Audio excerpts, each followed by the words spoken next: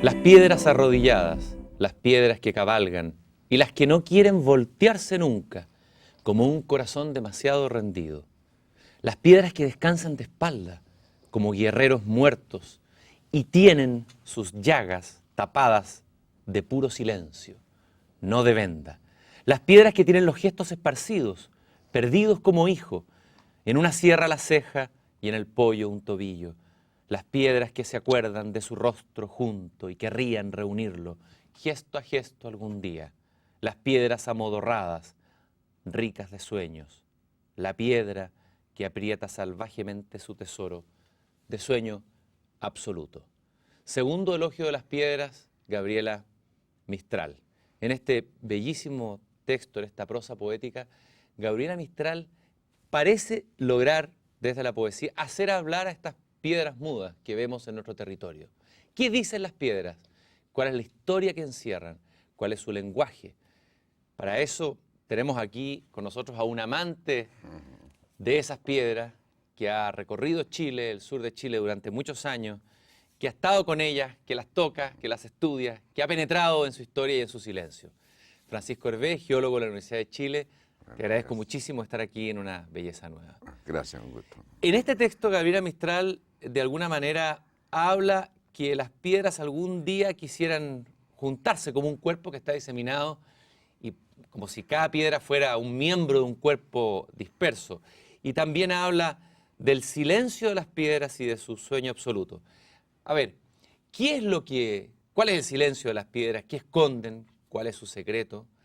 ¿Y qué te parece la manera como Gabriela Mistral, desde el punto de vista poético y desde la geología, qué te parece este texto de Gabriela Mistral sobre las piedras? A mí me parece como texto fantástico, en el sentido que ella como que intuye, ¿no es cierto?, que las piedras tienen mucho que contar y son entes que son o fueron dinámicos, ¿no es cierto?, que no están en un estado así de cero absoluto, ¿eh? ¿Cuál es el dinamismo de la piedra? Uno se imagina, uno las ve y las ve pétreas, ¿no es cierto?, detenidas, todo lo contrario de la vida. ¿Cuál es el dinamismo de una piedra, por así decirlo? El dinamismo de una piedra es insospechado prácticamente. Hay eso sí que aprender a leerlo. Y hay que aprender a leerlo en un marco de tiempo que no es el que nosotros vivimos o percibimos habitualmente.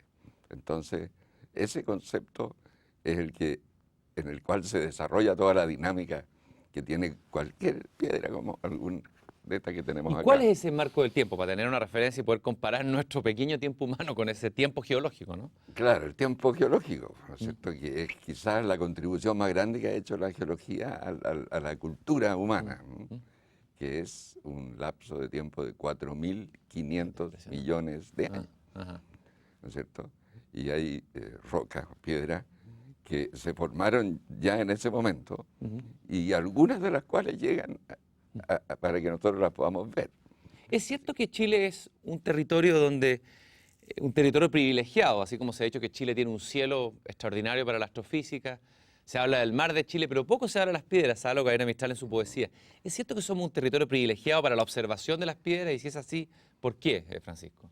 Claro, eso es muy cierto, porque Chile constituye como un laboratorio natural donde se puede estudiar uno de los procesos más importantes que existe en la Tierra, que es el proceso llamado de la subducción y de la formación de montaña. La formación de montaña, que es la dinámica misma, ¿no es cierto?, mayor del mundo rocoso, tiene mucha importancia para nosotros, porque acompañado a eso se forman, por ejemplo, los yacimientos minerales, ¿no es cierto?, que permiten nuestra civilización como la conocemos hoy día. Entonces, en ese sentido es un laboratorio natural que tiene mucha importancia comprender. ¿Y por qué es mejor que otro país? O mejor, no sé si Argentina o Brasil. ¿Por qué Chile, desde ese punto de vista, es mejor? Explicado geológicamente, digamos. Yo diría mejor, pero es diferente, ¿no es cierto?, para estudiar este tipo de procesos, porque nosotros estamos en lo que se llama un margen convergente entre placas, ¿no? Explíqueme un poco eso, Francisco. A Hay lo una- mejor puede dibujarlo tal vez, o podría mostrarlo así en un gráfico. Sí, Bueno, un dibujo simple, digamos, para poder entenderlo mejor. El mundo entero, ¿no es cierto?, está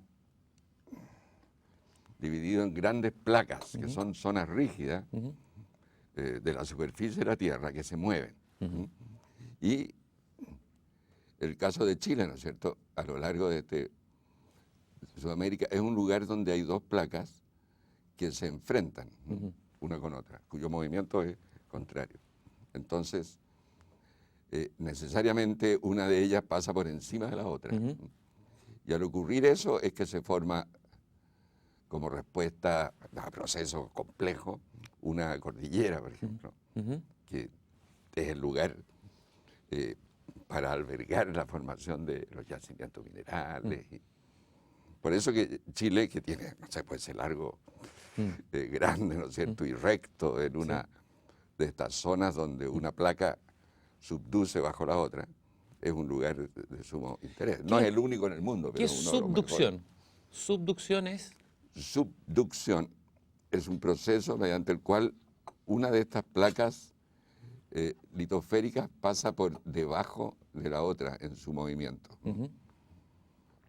Ese proceso es el de la subducción. Y ahí, ¿no es cierto?, encima de eso se forma una cordillera como la andina.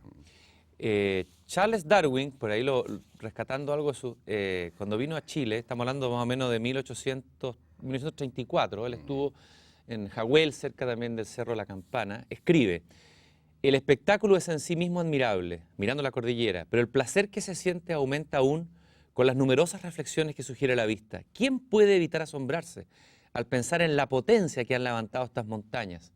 Y más aún los siglos, sin número, que han sido necesarios para levantar, para allanar partes tan considerables de estas colosales masas, dice Darwin con extrañeza y asombro. Y ahí entramos en un tema que está relativamente de actualidad, bueno, eso usted lo sabe y lo va a explicar ahora más científicamente. Vamos a ver si el periodismo de divulgación científica tiene verdad o no. En el periódico, estamos hablando del mes de junio del año 2008, se dice que la cordillera de los Andes habría nacido de forma abrupta hace más de 6 millones de años. Y dice, el estudio se contrapone a la teoría que señala un crecimiento progresivo y a lo largo de muchos millones de años del macizo andino. Es decir, según esta información, que estaría sacada de la revista Science, habrían unos investigadores que habrían refutado la teoría que hasta ahora se tenía sobre el nacimiento progresivo de la cordillera. Me gustaría que me explicara brevemente cuál era la teoría anterior, la que se supone que está siendo invalidada por esta, y si esta teoría nueva está comprobada, tiene bases fundamentales desde su punto de vista como geólogo, Francisco. Claro, el trabajo yo lo leí. No soy un especialista en ese tema, pero es un trabajo que pretende mostrar una manera en que habría crecido los Andes donde está el altiplano, ¿sí? O sea, no es para todos los Andes. Y ellos es un grupo de investigadores de distintas universidades, norteamericanas, alemanas, de la India, en que muestran distintas evidencias como indirectas de cómo se ha producido el alzamiento del altiplano, que hoy día está a 4 kilómetros de altura, ¿cierto? 4 kilómetros de altura. El altiplano, eso es lo que tiene la superficie del altiplano. Y que hace 60 millones de años atrás estaba bajo el mar, ¿no es cierto? Entonces hay distintas maneras en que los científicos han interpretado este crecimiento del altiplano. Y como ellos dicen, uno era pensar que esto ha crecido de manera progresiva. Ahí, por ejemplo, ellos hablan de la teoría de la delaminación, que indica que en vez de erosionarse lentamente, la raíz de una montaña se desprende y cae en el candente manto del interior. Suena muy poético esto, el interior del planeta. Libre de ese peso, la montaña se hiergue. A ver cómo es ese proceso, cuesta imaginárselo. Ese es un proceso bien complejo, que la gente está usando, digamos, para explicar fenómenos geológicos. Y que consiste más o menos en lo siguiente: si nosotros hacemos un perfil, por ejemplo, de la cordillera y en el altiplano, las cordilleras tienen una raíz siempre. Una raíz, así como los árboles, claro, raíces. Una raíz como un iceberg, más bien. Ya, como un iceberg. Ajá, porque como que flotan claro. Entonces la delaminación significa que una porción de esa raíz, que se pone muy pesada y se hace inestable, entonces de repente esa se cae, ¿no es cierto? Va más hacia el interior. Y ese espacio se rellena con un material menos denso. Entonces, al haber ese reemplazo de un material más denso por uno menos denso, eso produce un alzamiento de lo que está encima. Pero sintetizando, la teoría antigua decía que había durado más este proceso de alzamiento y la nueva dice que fue más rápido en términos de millones de años. Claro, porque al final igual son 4 millones de años en subir 2 kilómetros. ¿Y usted duda de esta teoría nueva? ¿Tiene sus reparos, sus dudas, así como geólogo? Yo no tengo evidencias mías, datos míos al respecto, pero conversé con algunas personas que trabajan por allá y ellos me dicen, claro, es posible que pueda explicar lo del altiplano, pero no, por ejemplo, los Andes de frente a Santiago, porque ahí, digamos, ha habido una deformación de la roca en los últimos tiempos. Lo que pasa en el altiplano es que había un alzamiento sin mucha deformación visible. Entonces, por eso se puede asignar a una causa más profunda y no superficial. Y hay un punto interesante, ¿Ya? En la geología, en el tiempo de Darwin, ¿Ya? se estaba dilucidando. Siglo XIX, ¿no es cierto? Siglo XIX, se estaba dilucidando una manera de interpretar la historia de la Tierra. Si era por un gradualismo, un uniformitarianismo o un catastrofismo. Y yo veo que este trabajo está como en ese mismo más en la línea catastrofista. Y es más bien catastrofista. Ajá. Hoy día se está volviendo al catastrofismo como interés, tanto quizás por los medios o también porque la ciencia ha empezado a detectar efectivamente que hay catástrofes así. Signos de los tiempos, a lo mejor. Son signos de los Sin tiempos, ponernos milenalistas.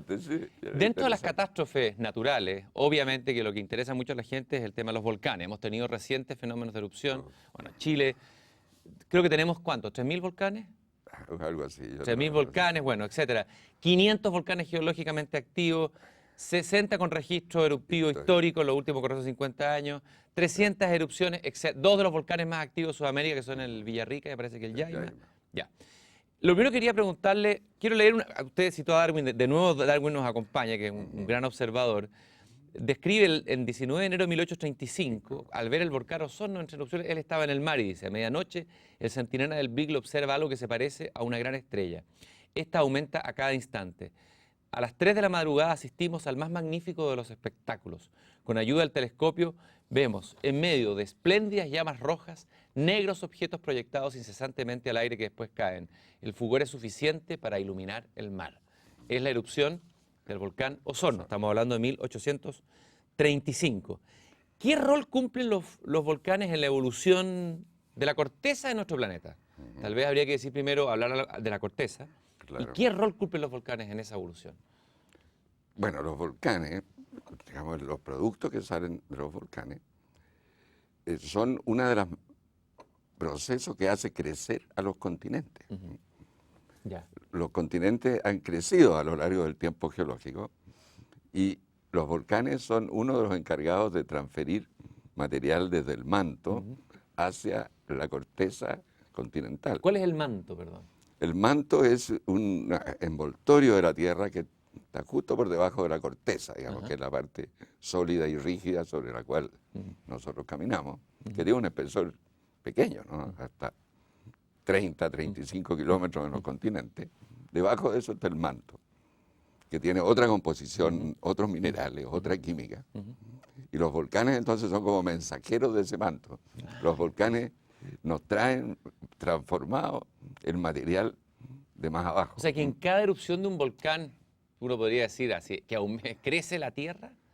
Crece los continentes. Crece los continentes. Cuando es una erupción en un continente, claro. Crece la corteza con respecto al manto, claro.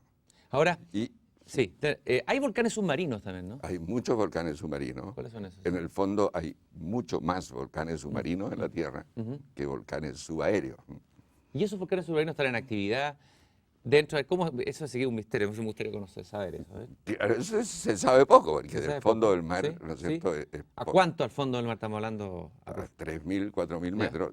En el centro de los océanos, del Atlántico, del Pacífico, hay cadenas de volcanes muy activas, que son donde se están formando los fondos oceánicos.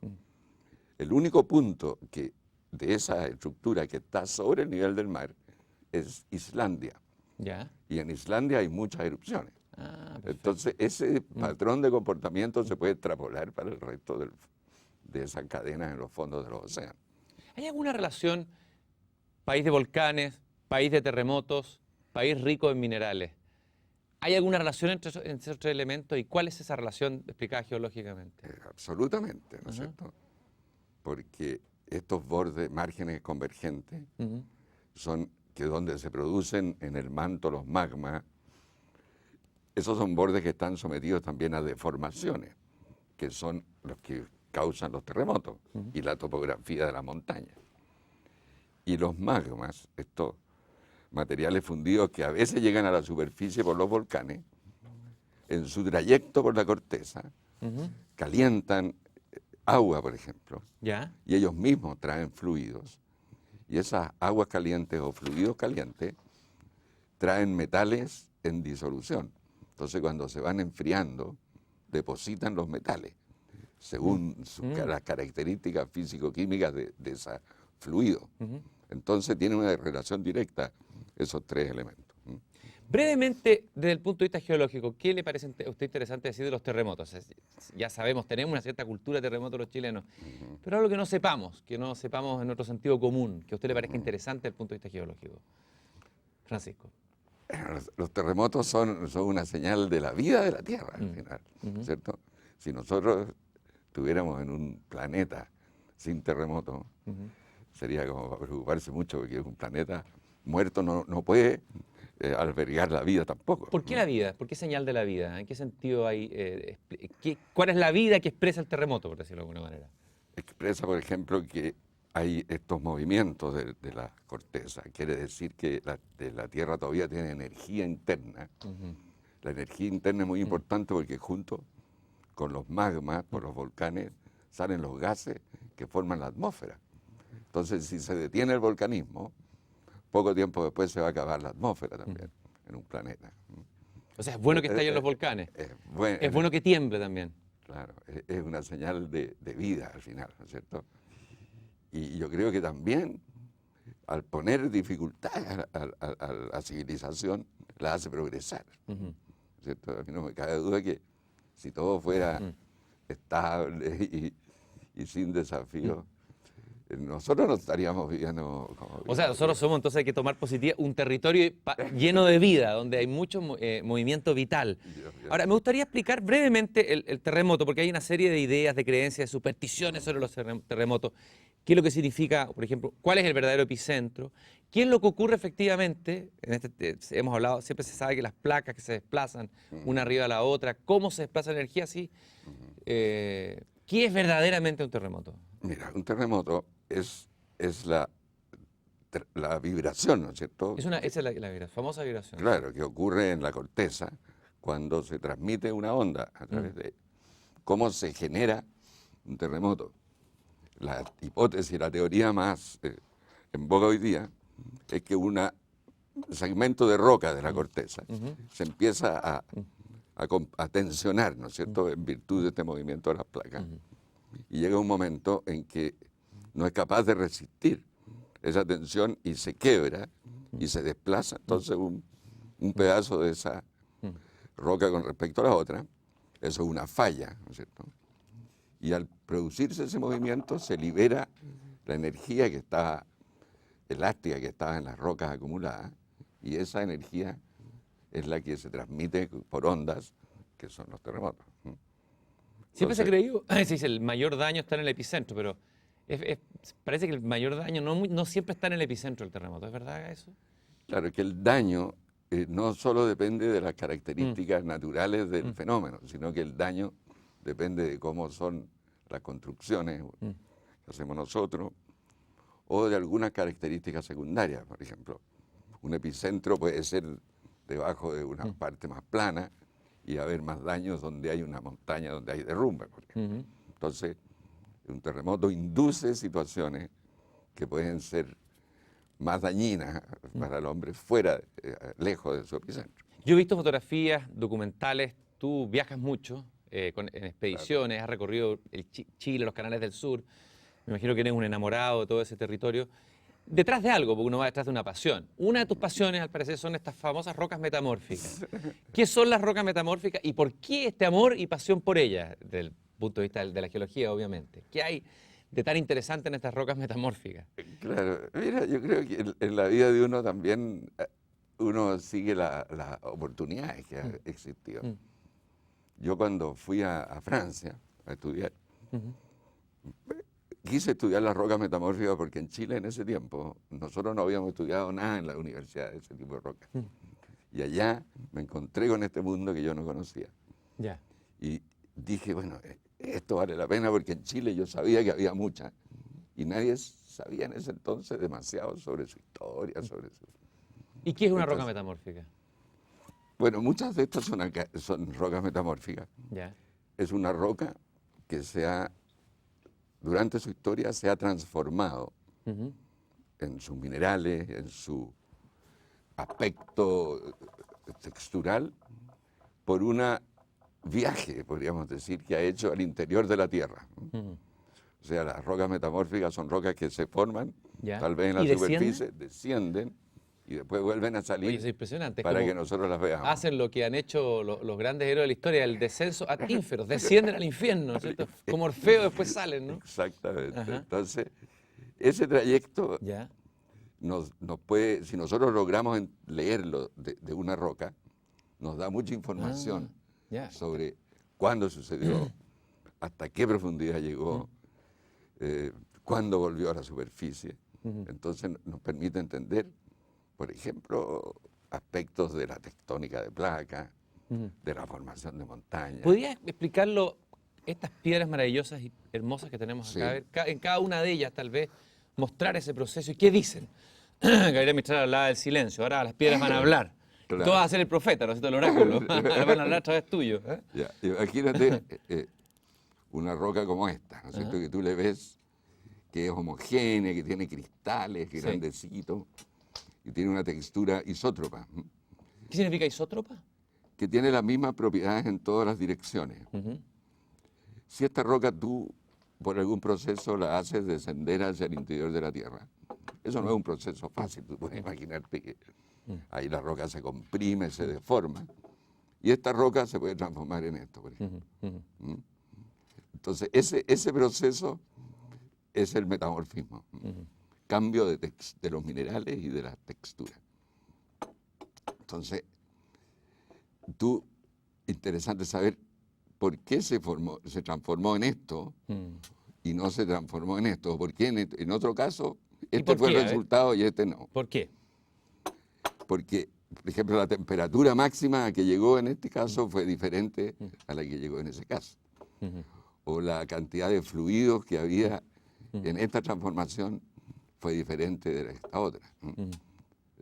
La presión quizás también fue distinta. Entonces todo eso queda registrado de alguna manera en la roca y hay que tratar de leerlo. En el fondo, el geólogo es como un historiador de las piedras o de las rocas, ¿no? La geología es una ciencia histórica que necesita de colocar en un marco de tiempo los eventos que están registrados en la roca en un orden. Hay un alquimista del medioevo que cita a Carl Jung en sus memorias, que se llama, parece, Armando Vilanova, que dice algo así como, he aquí la piedra, la más pequeña de todas, y sin embargo es la más importante. O sea, que en ella está contenida toda la información, no sé si el oro alquímico. De alguna de estas piedras, tú quieres escoger una piedra, tu piedra, que sea aparentemente insignificante, pero que sea rica en un sentido o en un contenido. Claro, yo diría que mis piedras dentro de las rocas metamórficas serían estas, ¿no es cierto? Que son unas rocas que llamamos esquistos azules, tú no sé si la ves azul, pero ellas, Sí, es hermosa. ellas son rocas que originalmente se formaron en los océanos, como rocas volcánicas, en esas dorsales submarinas, en el pasado. Después viajaron hacia un borde convergente, ahí se sumergieron hasta 30, 35 kilómetros y después volvieron a la superficie para que las podamos ver hoy. Entonces, ese es el tipo de proceso que yo he tratado de estudiar y O sea, de cada piedra, determinar. detrás de cada piedra hay viajes, descensos, ascensos. La corteza terrestre es lo más dinámico que hay, está siempre en perpetua transformación y movimiento. Ujú. Las rocas se mueven verticalmente y se mueven horizontalmente por miles de kilómetros, ¿no es cierto? Entonces, esta sensación que nosotros tenemos de que nuestro entorno es estático y estable, realmente es una percepción en el tiempo humano, Ujú. pero que no corresponde a lo que ocurre en el tiempo geológico. Brevemente, para cerrar, si uno tuviera que mirar Chile como un territorio, no sé cómo llamarlo, territorio geológico, ¿de dónde venimos? Antes estábamos subsumidos en un continente, ¿y a dónde vamos desde el punto de vista geológico, se podría decir? ¿Qué vamos a hacer? Siempre se ha hablado de una cierta fragilidad, de que Chile se cae Claro. al mar. A ver, Claro, mirado en la distancia geológica de millones de años, digamos. claro, Chile no tiene rocas muy antiguas, o sea, nosotros somos una parte relativamente moderna de los continentes Ya.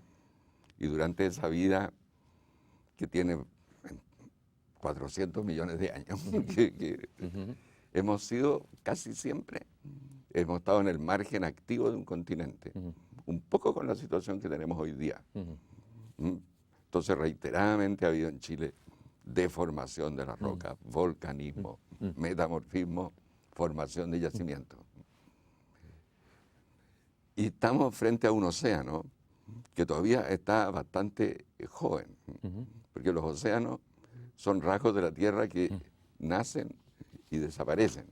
Pero el Pacífico es el océano más grande. Entonces todavía no hay muchas posibilidades que esta situación vaya a terminar. Así ¿La que, Tierra se está levantando en relación al mar? ¿Es cierto eso? ¿Se ha ido levantando en relación al mar? en algunas partes sí, Ujú. pero no es una constante necesaria. Ya, ya. ¿Y el futuro, geológicamente hablando? ¿Cómo se ve nuestro futuro? Oráculo geológico. Oráculo. De Bueno, Chile. el futuro, como te digo, durante un tiempo todavía seremos un margen activo, pero una vez que eso cese, ¿cierto? Que deje de subducir el océano bajo nosotros, de a poco la cordillera se va a borrar, ¿no es cierto?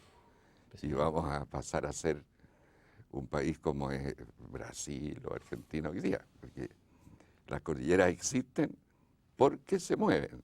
Cuando dejan de haber Qué sismos impresionante, ¿eh? y de volcanes, las cordilleras se arrasan y se terminan.